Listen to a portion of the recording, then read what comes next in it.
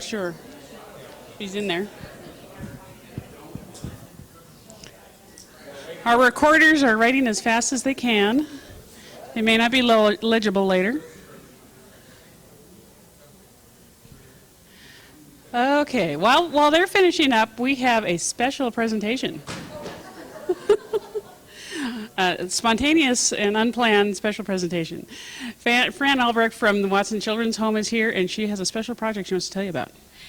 It's not about me, actually. I just want to extend the opportunity. Many of you know about this, but I am also the host for KPAX Community Spotlight, and it is a free opportunity for you to come onto the show, and I make it painless. It's free. You come on and you talk about whatever it is that your organization or whatever it is that you would like to promote, and it's just a 2.5-minute interview. All you have to do is call KPAX and schedule it. We record those every Monday. I go in there and I change my clothes a couple times so it looks like it's every day. That's a don't tell. And we record from 8:30 to 10, but you have to call in advance and just get that scheduled. But I know you have events, I know you have fundraisers, and I know you have certain needs, and it's free, and you should get out there and utilize it and get it out to the public. So the number at KPAX, you don't call me. I just show up and interview you, and I just enjoy helping you get the word out to the community about all the important things that you're doing, and that's a privilege for me. The number at KPAX is 542-4400, and please use it. I hope to meet more of you, and thanks for all the work you're doing. Thanks, Fran. Chantel, you're here.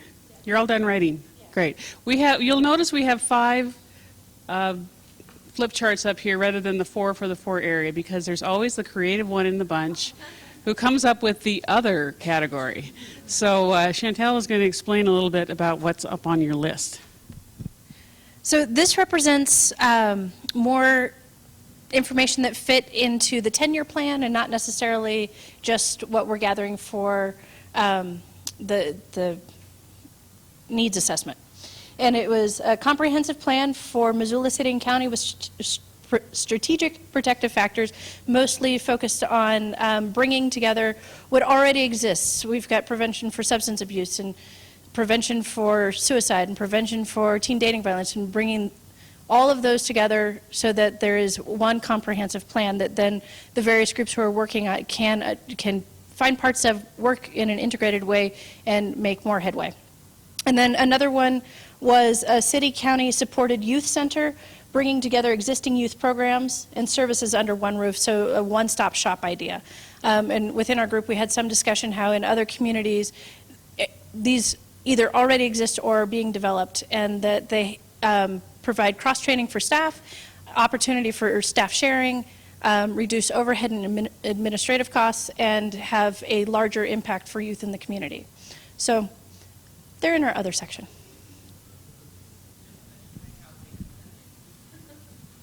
Anybody have any comments about any of that? Agree, disagree, good thing, thumbs up? Okay. Let's start over here. Let's see, what do we have? Public service. Let's start at economic development. It's great to see so many things on economic development. Somebody's been working very hard. I'm going to just go through these really quickly, and as we come to them, if anybody wants to tell me what it is in more detail, this is your chance to do that. We have business assistance toward the shrinking pool of qualified employers with incentivized job creation at the University of Montana. Anybody want to talk to that? No? Okay. Need for training and job creation, partnership health share, excuse me, what? Thank you, Mike. Okay, I'll have more. I thought he was saving.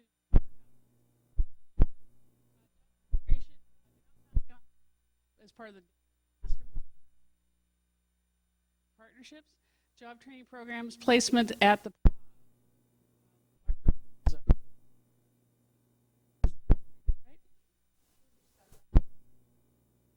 job treatment program and placement at the PAW are 2 different things? Okay. Okay, alrighty. Regional economic development planning as a multi-county project, access to training and trades, infrastructure assistance, glass recycling within 5 years, small business and micro enterprise, more jobs outside the service sector, livable wage, development of the inner, especially the inner city, and green collar jobs. So, is that it on that page? Is that everything there? Okay. So are any of these projects that are being listed here things that people think are going to be happening in the next year or so, that they're actually going to come in and apply for CDBG and home? It would be like which ones? Well, the sort of the job training or breaking barriers programs is just a sort of a reflection that the POB for 35 years would just have churches and nuns taking care of the homeless. Well, August of last year, we had 250 people going through this facility. This year, we have 350. We have one social worker on the site. And so other statewide models and national models are more reflective of true housing referrals, job training, on-site sort of social workers there, that sort of case management. They're called all kinds of things. The POB's going to be calling it our Breaking Barriers program. We are going to apply for CDBG funds for that. Great, thanks. Okay. Mike, you want to come up and talk about public service? Sure. That's over here.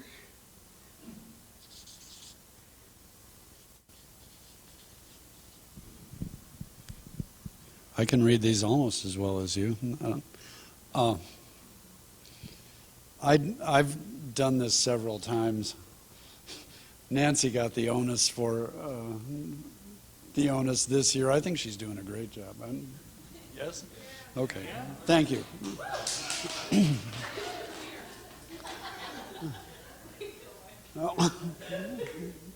Yeah, I'm phasing out here. Okay, under public facilities, yes? Service? Okay. So, because I'm looking at the first one, extended stay at a temp shelter with case management, maybe more of a facility thing, but Ellie, I'll bet that's yours. Do you want to? Shut up. So, yeah, obviously right now the Poverello Center offers 30-day stays. Like I just mentioned, we are in customer grade. This year, as of July and August, we were full at capacity both July and August. So any sense of how we're going to maintain our current homeless services in this town, we've done it. We're at capacity, so we need to have the conversation about that. The sort of extended stay element is more what they do in Kalispell and Helena, and again on a national level, which is at 30 days, anybody that wants to, so some folks, yeah, they are sort of what more Jim Morton can reference, which is if they had rental assistance, they can stay with us for a week or 10 days. But the next level is, if we wanted to get into transitional housing or want to get into assisted housing, Section 8 vouchers or whatnot, they have to stay with us longer than 30 days, and it's not appropriate for them to stay in a bunk bed. And so we have folks staying with us for 2 months, 3 months, and 4 months. And at 4 months, why should we be surprised if they go down to the Aux to have a drink? Well, because it sucks to stay in a bunk bed for 4 months. So there has to be this sort of element in between the Valor House, the Joe, the Uptown, and a 30-day stay in a bunk bed. And that's what the POB has to have the conversation about, I guess, with the extended stay element.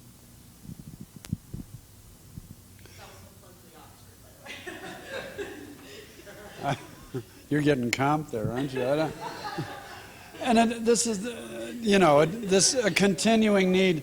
I won't even ask anybody to talk about security deposit assistance. That's been an ongoing thing in all these discussions from year to year, because even with rentals, you all have clients who can't afford to get into a rental. They might be able to afford the rent. The deposit burden is such, and we have funded some assistance programs. We continue to do that. We funded one at MHA several years ago. We continue to fund one at Word. Increased child care assistance. I would say that also is one that, that continues to be an is an ongoing problem. The folks that we deal with can't afford childcare, or it's certainly a marginal sort of situation for them. And let's face it, the people who care for kids are grossly underpaid. Those folks generally can use assistance as well. Funding for detox programs, again, something that we have certainly supported, and substance abuse programs coordinated with jails.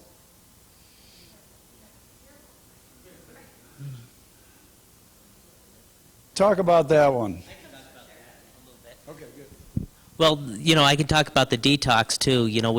We lost some HUD funding we had to support our detox program, and we just have a couple slots that are funded through St. Pat's now, but they're in place now and they might go away. So I'm just worried if that goes away, it's not going to be available, and then people are either going to end up at the hospital or on the street or in jail.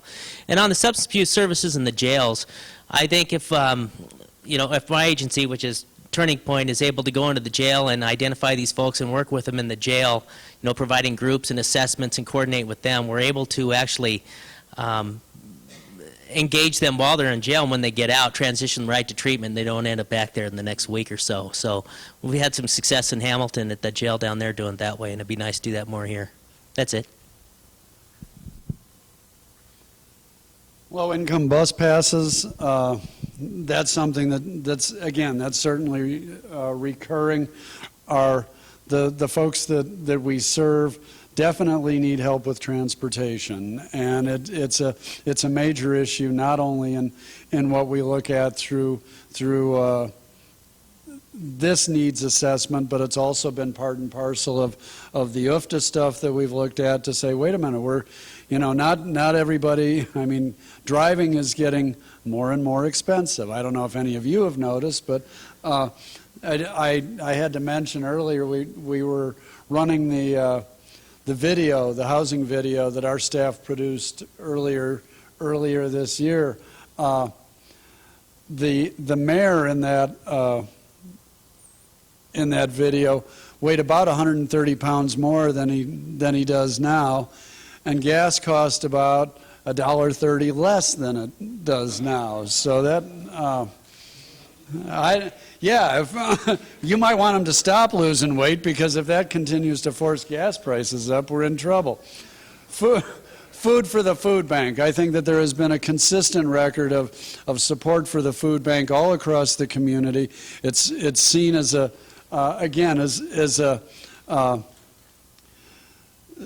people have suggested that food banks are one of our state's fastest growing industries and job creators. That's not an enviable position to be in, but we do continue to recognize that need.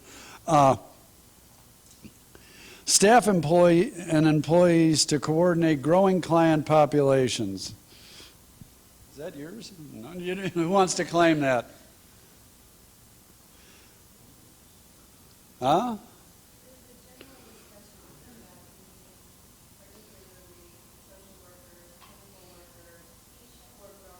Oh, I'm sorry. Oh, no, I'm just bringing it up for my group. I didn't say it.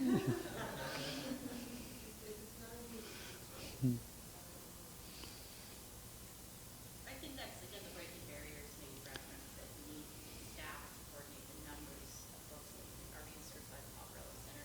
We've talked about it at our meetings as well, as trying to have coordination between service providers, particularly with the Paparella Center. We need somebody to coordinate our jail diversion program and our mental health. So sort of that cross between Turning Point and Share House and the POV, living on the streets, our jails, St. Pat's Hospital, there's no coordination. And so right now we sort of do it ad hoc and get together and meet with Brenda Desmond or Teresa Connolly or Kevin from Share House or whatever, but it would help if we had staffing in place at the Paparella Center to coordinate the numbers of homeless people utilizing all these resources, because we are duplicating a lot of services, is the idea. And I guess we can't afford to duplicate a lot of services anymore, can we? Low-income bike sharing program. We're fortunate to have a good bike program here in town. I know that bicycles tend to show up in my alley and unclaimed, and then they all make their way over to free cycles, and that's and we have been in discussion over the years with free cycles to figure out a way that possibly some assistance could be channeled there. Expand Meals on Wheels' ability to meet growing need between the ages of 18 and 59. If I remember correctly, Cindy, didn't we fund this in the very first year of CDBG or the second year? And again, it's primarily for folks with disabilities, but there is clearly a need for that type of service. It's currently restricted to folks who are or 60 or above in terms of the federal program, but there has been an interest locally in supplementing that. Emergency shelter for families. I haven't seen that one before.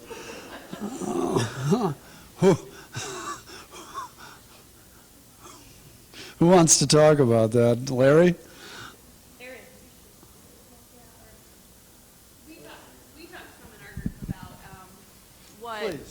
We talked some in our group about what's currently being done. The Salvation Army has a wonderful program where they provide hotel vouchers, but they don't have enough money to provide those. And there's been some discussion about, with the expansion of the POV, is that an appropriate place for some emergency family beds? So that discussion needs to keep happening, and we need to address the fact that we currently have very minimal emergency shelter for families right now in Missoula.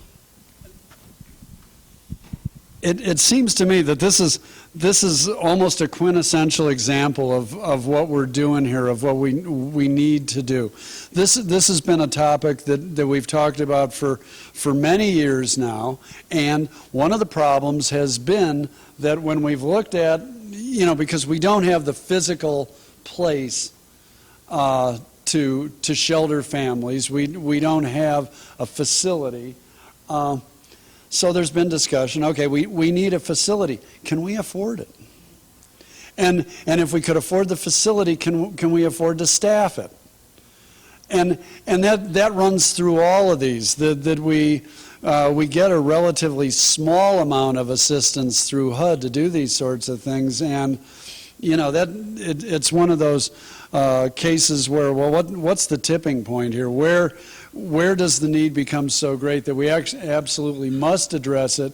Can we address it with federal resources? Obviously we would need considerable local resource to create and staff a facility like this. The community, I think, has been very generous with the POV, but you saw the figures earlier on where the homeless population resides in this state, and it's in Missoula.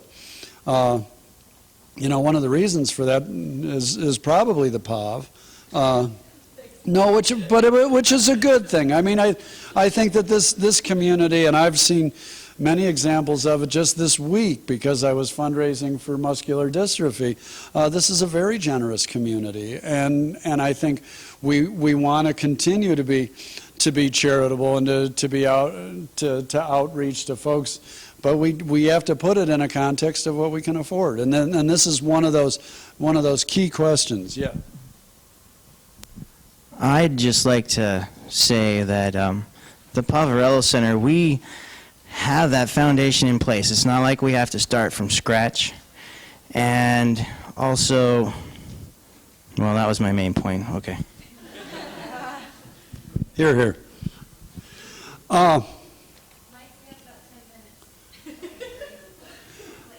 Do you want the mic? Well, then just be quiet.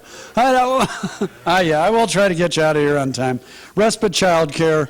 This has been something that we've supported out at Parenting Place, an ongoing program. Community strengthening project. Briefly, somebody want to talk about that? National community building? Yes. Briefly, we're looking at the focus here on building housing and low-income housing. That we know if our picture is around safety and livability of neighborhoods, that housing doesn't equal neighborhoods and infrastructure doesn't equal community. So what can we do to actually build the relationships that sustain people, so that you don't need necessarily services and programs, but you have relationships between people to lend tools and time and food and childcare, etc. And we can do that. Nami, thank you. Okay.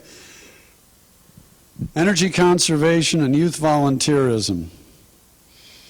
I'm not going to let you talk about that. No. That was ours, really.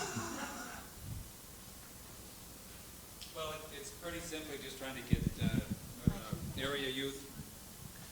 get area youth involved in the idea of conservation, trying to get them to do some volunteerism. There's a project in Denver, Colorado. Denver has a pretty serious drought from time to time. The city actually appropriated out of its own money to have volunteers and others go forward and do energy conservation on water. They united with the unions and the trades so that the youth who are actually doing that work as both volunteer and paid then have first priority to go into union apprenticeships and to community colleges to learn those trades and get a certification. That they did on their own. Thanks, Jim. And extend child care hours and availability. We had child care here. Again, it's certainly recognized as an issue. Nancy, do you want to? Oh, I'm sorry. Do I need to flip? No, I thought that they were. We've just ignored it. We're dead. I believe this is still under infrastructure, correct? For housing? No, this is service. Oh, okay. We haven't gotten over here yet. All right, we're going to do infrastructure right now. Sidewalks, especially in Orchard Homes and Franklin of the Fort, wanting to reduce permit costs. Sewer, especially down South Street. Sewer is a popular one. Rebuilt and moved POV in 2 years. Lots of resources listed. There's a check mark, which means more than one of you thought that was a great idea. And I assume that's just a project that's probably in the works anyway. Right. Homeownership Center through Homeward. Is that a continuation of that?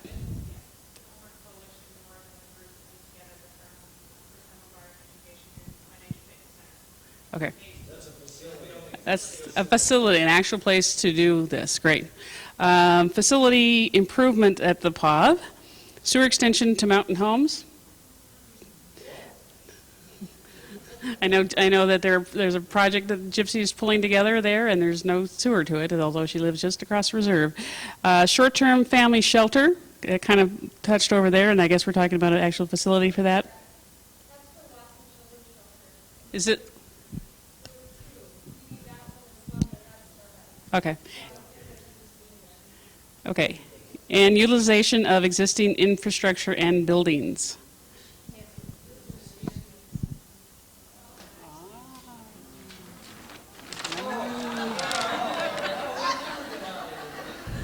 I'm going to talk really fast. Places for supportive services for aging, first-time homeless, and chronic homeless. Again, it was repeating the expansion of the POV. More bike lanes, express routes within 4 years.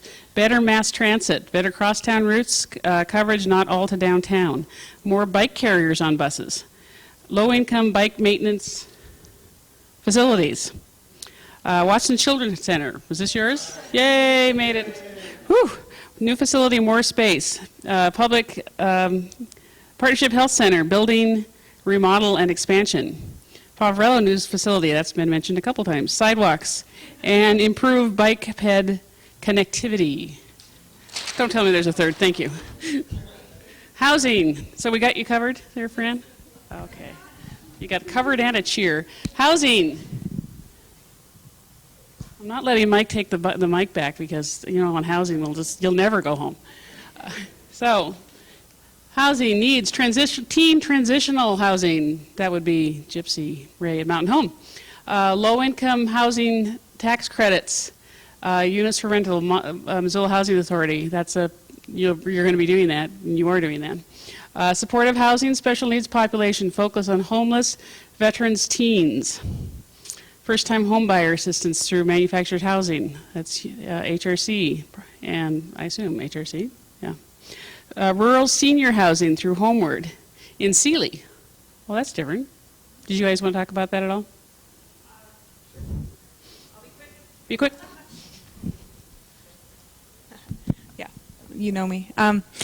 We're partnering with Silly Swan Medical Clinic. They have some land, they have a clinic they've built, and we're going to do a joint venture project with them and build them some senior housing. We don't know how many units or what we're going to do, but that's part of the excitement. But it's coming down the pike and it's in the county. Great, thank you.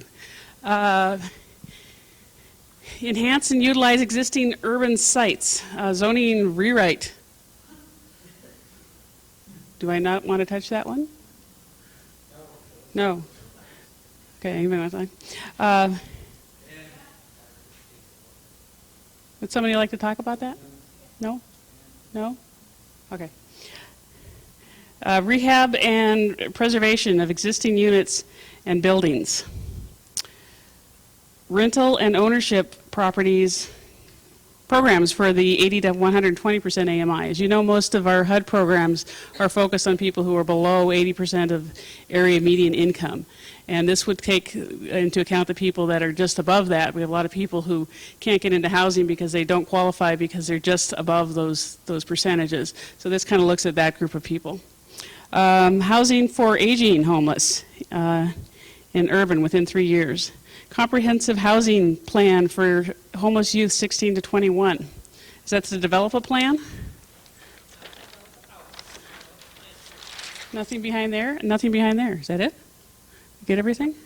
Great. Yes? We had one under public services for subsidized respite for caregivers of elders that I don't think I heard mentioned. That's okay. We have obviously more detailed notes that each of the facilitators took in your group, so it's been really helpful for all of you to get that because we're getting some really definitive things coming out. I want to thank you all for coming. It was great. I know there were lots of different things going on tonight. It was a very busy night in Missoula, as it often is, but it just seemed like every day I was hearing of another event that was happening on the 18th, and I was like, oh, great, there's another people going there. So it's nice that you all came today. We are going to take these sheets and put them together, and if anyone has any projects they want to email us about or call us about or write us about, go ahead and do that. A good place to look for information about this process is going to be on our website, which is this www.co.missoula.mt.us/OPGweb. And we'll be having more information on that as we go. The next steps that I want you to be thinking about is we're planning at this point to have a second meeting for the Consolidated Plan. This is a major planning document for Missoula. It's what directs what we do for the next 5 years. And there's a number of questions that go beyond just the projects in terms of what we want to do with our planning for Missoula. One of those, for example, is currently for home, only certified housing development organizations are allowed to apply for home. Well, the question is, do we want to expand that so that private developers or other nonprofits could apply for it without having to have CHODO designation? And those of you who are familiar with CHODO knows what that means. There's just special things you have to do. Just questions about whether we want to have tenant-based rental assistance as part of the project and what we do. And there's some just technical things about how we do processes. We also have noticed you received, as you came in here, a handout of the executive summary of the last 5-year consolidated plan. You'll notice the heart and soul of that is the 10 objectives. We'll be looking at those 10 objectives to see if they still reflect what the objectives of the community are. They're not sacrosanct. We can rewrite them, we can keep them, we can do whatever the public would like to do. So we will be looking at those again. Immediate deadlines coming up as the clock ticks down to 8:30. The next step in this process is September 23rd, which is this Tuesday, and it's my mom's 90th birthday. But I will still be there for the application workshop because she sleeps in the afternoon. So that will be from 2 o'clock until 4 o'clock. We'll be meeting in the Jack Reedy Conference Room right here next door. If you have a project ready to come forward for either home or CDBG, that'll be your opportunity to come to learn a little bit about the application, which has not changed from last year, except for the dates, thank God. And then the next deadline for that is October 20th. If any of you have a proposal, we need to hear about that in writing. An email is fine, but let us know by October 20th whether you have a project that you're planning on putting in for either CDBG and home. We need something in writing, basically says, what's the project, how much money do you think it's going to be, quick, short paragraph of what it is. And then the most important date probably is November 24th. Did I hit that right? It's the Monday before Thanksgiving. We let you have Thanksgiving off, but we give you the weekend before to work on it. That's the date the applications are actually due for both home and CDBG. So any of you who are applying for those funds, that would be the time to do that. So I thank you again for all of you for coming. Yes, of course.